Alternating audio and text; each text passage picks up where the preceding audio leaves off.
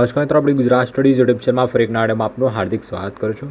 તો મિત્રો, હમણાં તમે જોયું હતું કે થોડા દિવસ પહેલાં મેં ગુજરાત યુનિવર્સિટી દ્વારા જે એન્ટ્રન્સ એક્ઝામ લેવામાં આવે છે યુપીએસસી માટે, ઓકે, તો એના ઉપર વિડીયો બનાવ્યો હતો. અને એવામાં જ હમણાં એટલે કે સ્પીપાનું પણ નોટિફિકેશન જાહેર થઈ ગયેલું છે એન્ટ્રન્સ એક્ઝામ માટે. ખાસ કરીને તમને ખબર છે કે સ્પીપા છે એ વેરિયસ એન્ટ્રન્સ એક્ઝામ કન્ડક્ટ કરે છે, જેના માટે યુપીએસસી હોય કે પછી બેન્કિંગ અધર જે બેન્કિંગ લેવલની એક્ઝામ હોય છે એના માટે પણ સ્પીપા એન્ટ્રન્સ એક્ઝામનું કન્ડક્ટ કરે છે. ઓકે, તો એનું પણ નોટિફિકેશન આવશે એટલે અપડેટ આપી દઈશ.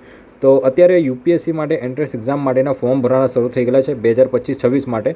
અને આજના વિડીયોમાં આપણે સંપૂર્ણ આ ભરતીની વિગતવાર માહિતી મેળવીશું કે સ્પીપા શું છે, કઈ રીતે તૈયારી કરવાની હોય છે, exam pattern, syllabus, eligibility criteria શું છે.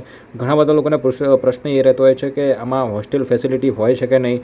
તો આ બધા પ્રશ્નોનું આપણે સમાધાન મેળવીશું. અને જેના ઓલ્ડ પેપર છે એ આપણી ટેલિગ્રામ પર અવેલેબલ છે, ટેલિગ્રામ જોઈન કરી રાખજો. નીચે કોમેન્ટ સેક્શનમાં લિંક આપી દઈશ. અને અહીંયા તમે જે સ્ક્રીન ઉપર તમે જોઈ શકો છો આ બધા વિડીયોઝ. ઓકે, આ વિડીયોમાં મેં તમને સંપૂર્ણ જે કહેવાય કે સ્પીપાના રિલેટેડ કે સ્પીપા પાસ કરવા કઈ કઈ બુક વાંચવી જોઈએ, કે સ્પીપાની પરીક્ષા કોણ આપી શકે, ઓનલાઈન રિસોર્સ કયા અવેલેબલ છે, પછી તમે જોઈ શકો કે સ્પીપા પરીક્ષા ક્યારે યોજાય છે ખાસ કરીને.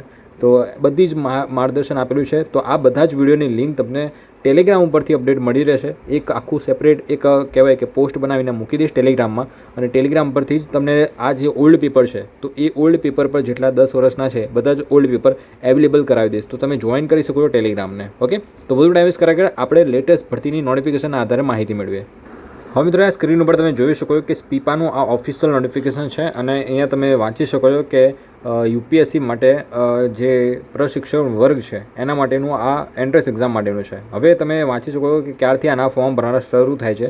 તો 5 મેથી બપોરે 2 વાગ્યાથી ફોર્મ ભરવાના શરૂ થશે અને 6 મે 2025 સુધી આના ફોર્મ ભરાશે. ઓકે, તો 5 મેથી આના ફોર્મ ભરવાના શરૂ થવાની છે ઓનલાઈન પ્રક્રિયા. હવે આપણે આગળ વધુ વાત કરીએ કે સ્પીપા માટે કોણ એપ્લાય કરી શકશે. તો અહીંયા તમે વાંચી શકો કે કોઈ પણ ગ્રેજ્યુએટ કેન્ડિડેટ હોય એ ફોર્મ ભરી શકે. ગ્રેજ્યુએટ હોવો જોઈએ, અથવા તો જો તમે ગ્રેજ્યુએશન કમ્પ્લીટ નથી કર્યું તો લાસ્ટ સેમેસ્ટરમાં હોય ને તો પણ તમે એલિજિબલ છો, ફોર્મ ભરી શકશો. ઓકે, તો જે પણ લાસ્ટ યર કેન્ડિડેટ હશે ને એ પણ આનું ફોર્મ ભરી શકે છે, રાઈટ.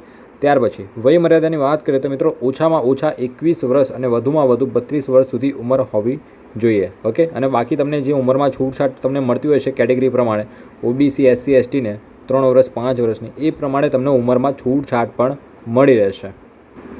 ત્યાર પછી મિત્રો, પ્રવેશ પરીક્ષા ફીસ પણ લેવામાં આવતી હોય છે જ્યારે તમે ઓનલાઈન ફોર્મ ભરો છો. ચલાનના રૂપે તમારે આ ફી ભરવાની રહેશે. કેટલી છે તો 300 રૂપિયા નોન રિફંડેબલ ફી ભરવાની રહેશે. જ્યારે તમે ઓનલાઈન અરજી કરો છો ત્યારે લાસ્ટમાં તમારે ફી કમ્પલસરી ભરવી રહેશે.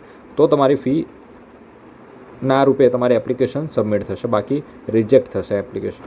બાકીની જે કેટેગરીના ઉમેદવાર હોય જેમ કે એસસી એસટી કેન્ડિડેટ એમને 100 રૂપિયા એપ્લિકેશન ફીસ ભરવાની છે. બાકીના જે કેન્ડિડેટ છે જે એસસી એસટી સિવાયના એ લોકોને 300 રૂપિયા એપ્લિકેશન ફી છે. હવે પ્રવેશ પરીક્ષા માટેનું જે કહેવાય કે પેટર્ન કઈ રીતની છે, પરીક્ષા પેટર્ન એ અહીંયા તમે જોઈ શકો છો કે પ્રવેશ પરીક્ષા તમારી કેટલા તબક્કામાં લેવામાં આવશે. તો તમે જોઈ શકો છો કે પ્રવેશ પરીક્ષા 2 તબક્કામાં લેવામાં આવશે, જે નીચે મુજબ રહેશે. પ્રથમ તબક્કામાં માળખું નીચે મુજબ રહેશે, જેમાં MCQ ટાઈપના પ્રશ્નો રહેશે.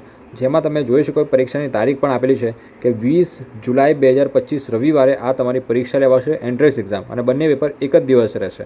અને 300 માર્ક્સની આ એક્ઝામ હોય છે, જેમાં તમને સવારે 11 થી 1ના જે સમય છે એટલે કે 2 કલાકનો જે પેપર છે એમાં GS1 પૂછાય છે. GS1 જનરલ સ્ટડીઝ, એમાં 100 માર્ક્સના કુલ 100 પ્રશ્નો રહેશે અને 200 ગુણ રહેશે. ઓકે, 100 પ્રશ્ન અને 200 ગુણ એટલે કે એક પ્રશ્નના 2 ગુણ રહેશે.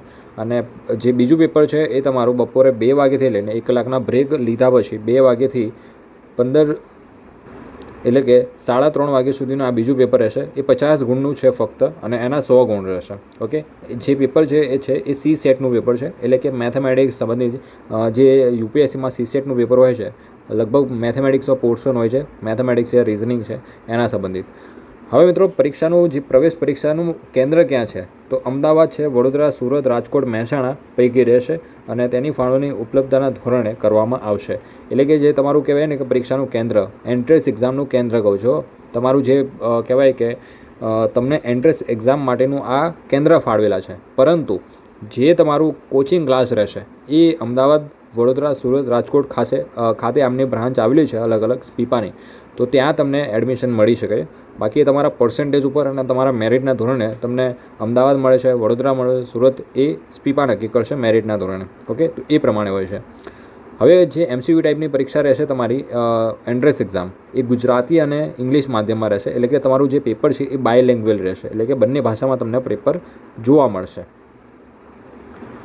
પેપર 1 અને પેપર 2ના સંયુક્ત ગુણના આધારે મેરિટ તૈયાર કરવામાં આવશે. એટલે કે મેરિટ જે તમારું છે એ 300 માર્ક્સમાંથી તમારું કમ્પ્લીટ મેરિટ તૈયાર થશે અને એના આધારે તમારું ફાઇનલ સિલેક્શન થતું હોય છે. એન્ટ્રન્સ એક્ઝામ ક્લિયર કરીને તમારું કોચિંગ ક્લાસ, મેં કીધું કે ડેટ પણ આગળ બતાવીશ કે ક્યારથી તમારા ફાઇનલી ક્લાસ પણ ક્યારે શરૂ થવાના છે. અંતિમ પરિણામ મેં તમને કીધું એ પ્રમાણે કે 200 + 300 ગુણના આધારે થશે અને બંને તબક્કાના મળીને 400 ગુણના આધારે. અને બીજું જે 100 માર્ક્સનું છે એમાં તમારી નિબંધ કસોટી પણ રહેશે અને એમ કરીને 400 ગુણના આધારે નિબંધ કસોટી ઉપસ્થિત રહેલ ઉમેદવારની તેઓએ પ્રાપ્ત કરેલ મેરિટ યાદી સંસ્થાની વેબસાઇટ પર પ્રસિદ્ધ કરવામાં આવશે. ત્યારબાદ રાજ્ય સરકારની વર્તમાન અનામિત મુજબ ઉમેદવારની મેરિટ કેટેગરી તાલીમ કેન્દ્ર પસંદગી પ્રિફરન્સ મુજબ સંબંધિત તાલીમ કેન્દ્રો ખાતે સંખ્યા ભરવામાં આવશે. એટલે કે તમારી આમાં પ્રિફરન્સ માંગશે. ઓકે, તમારું સેન્ટર કયું જોઈએ છે, મતલબ કે સેન્ટર મીન્સ કે તમને તાલીમ કેન્દ્ર કયું જોઈએ છે. ઓકે, તો એની પ્રિફરન્સ માંગશે. એ લોકો એમની જાતે તમને નહીં આપી દે. ઓકે, તમને જે નજીક પડતું હોય તમારા ઘરથી, તો ત્યાં તમે પ્રિફરન્સ આપી શકો છો. ઓકે, અરજી કરવાની રીત શું છે? તો ઓનલાઈન અરજી કરી શકો છો, અથવા તો તમને એક નંબર આપેલો છે, એ નંબર પર તમારે વોટ્સઅપ મેસેજ કરવાનો છે. અહીંયા તમને લખી દઉં છું 9327755901. આ નંબર પર તમારે વોટ્સઅપ મેસેજ કરવાનો છે. ઘણા બધા લોકો જોડે આ નંબર સેવ હશે. તમારે કોઈ પણ ફોર્મ ભરવું હોય તો આ નંબર સેવ રાખવાનો છે. તમને ઘરે બેઠા ઓનલાઈન ફોર્મ ભરી આપવામાં આવે છે. ઓકે, ત્યાર પછી આગળ આપણે વાત કરીએ તો 20 જુલાઈથી તમારી એક્ઝામ લેવામાં આવશે રવિવારના દિવસે. તો આનો સિલેબસ શું રહેશે, ડિટેલ સિલેબસની આપણે વાત કરીએ તો તમારો ડિટેલમાં જે સિલેબસ છે એ અહીંયા તમે જોઈ શકો કે જે પેપર 1 છે. ઓકે, જે પેપર 1 છે GS એટલે કે જનરલ સ્ટડીઝ 1.